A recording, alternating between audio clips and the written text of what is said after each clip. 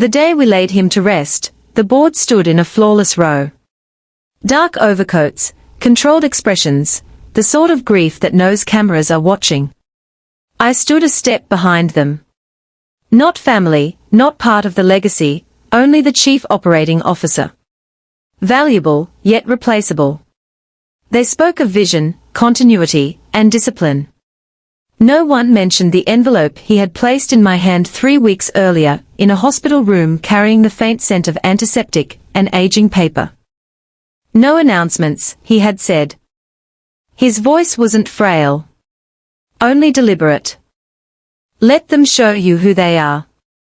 I didn't argue. I didn't thank him, either. We had worked together long enough to understand the value of restraint. After the service ended, the board assembled in a private dining room across the street. I hadn't been invited, but I showed up anyway. Habit. They discussed interim authority, shareholder reassurance, and the language of stability for the market. I noticed how effortlessly my name disappeared from strategic discussions. By Wednesday, my calendar had grown noticeably lighter. By Thursday, my access to several internal reports was being reviewed. Nobody confronted me face to face. That would have required courage. Instead, they relied on omission. I thought about saying something. Just one sentence. I hold majority ownership now. It would have ended the entire performance immediately. But he hadn't transferred control for drama. He had transferred it for clarity. So I waited. The meeting took place the following Monday, at 8:15 a.m. Formal notice. Printed letter. 2 board members. Corporate HR present for procedure. Security stationed outside the glass wall. Not threatening, just visible enough. The chairman cleared his throat before he spoke. We've decided to move in a different direction. Effective immediately. The word we lingered longer than necessary. I allowed the silence to stretch before answering. Not out of defiance. Just space. Understood, I said. They seemed almost disappointed by the absence of resistance. One avoided eye contact completely. Another studied me carefully, searching for panic. There was none. Humiliation arrives with a sharp edge. I felt it. A warmth beneath the ribs. Years of work dismissed in a single paragraph. Yet beneath that feeling was something steadier. I packed my things slowly. No dramatic gestures. I shook my assistant's hand, removed my personal files, and sent no farewell email. As I walked past reception, I smiled at the security guard who couldn't quite meet my gaze. Got it. I had said those words in the room, and I meant them. The termination paperwork moved fast, filed through corporate counsel, and entered into the regulatory reporting system that tracks executive changes in publicly traded companies. What they failed to consider was that majority ownership triggers automatic cross-verification.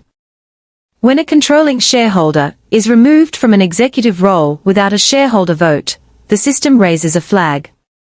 They had been so focused on removing me from management that they never checked the cap table. The review began quietly on Thursday afternoon. Our external law firm requested updated ownership confirmations. The transfer documents, signed, notarized, dated, were already on file. He had been exact. 51%. Not symbolic. Not advisory. Controlling. By Friday evening, the auditors understood something the board still did not. Over the weekend, the chairman prepared a press release announcing a strategic restructuring of leadership. It was never released. At 9 a.m. Monday morning, the board reconvened for what they assumed would be a routine transition update. Instead, 3 additional seats were occupied. External counsel. Lead auditor. Compliance officer. No raised voices. No theatrics. Just documents placed carefully across the table. Ownership percentages recalculated. Voting rights detailed. Fiduciary exposure explained in slow, undeniable language. The chairman interrupted once. There must be a misunderstanding. There isn't, counsel replied. When power leaves a room, it doesn't explode. It thins. Faces don't twist. They settle. By 9:47 a.m., it was formally acknowledged that the majority shareholder, me, had never approved any executive termination vote, because no such approval had been requested. At 10:03 a.m., my phone rang. I let it ring twice before answering. We need you to come in, the chairman said. His tone was different now. Not apologetic. Just recalibrated. I'm aware, I replied. I arrived at 10:30. No security this time. The same boardroom. The same polished table. No one stood when I entered. Counsel summarized the situation for the record. The termination had been procedurally invalid. The board had exceeded its authority under the shareholder agreements. Remedies were outlined. Options were presented. I listened. There was no satisfaction in the moment. No rush of triumph. Only a quiet alignment of structure. They had acted too quickly. I had not. I'm not interested in dissolving the board, I said at last. Several shoulders eased slightly. But governance will change. No speeches. No accusations. Betrayal needs no elaboration when it has already documented itself. By the end of the week, 2 board members had resigned. Not publicly disgraced. Simply gone. The chairman requested a private conversation. I declined. Once trust has been clarified, it does not automatically rebuild itself. The press release that eventually went out was short. Executive leadership confirmed following review of governance structure.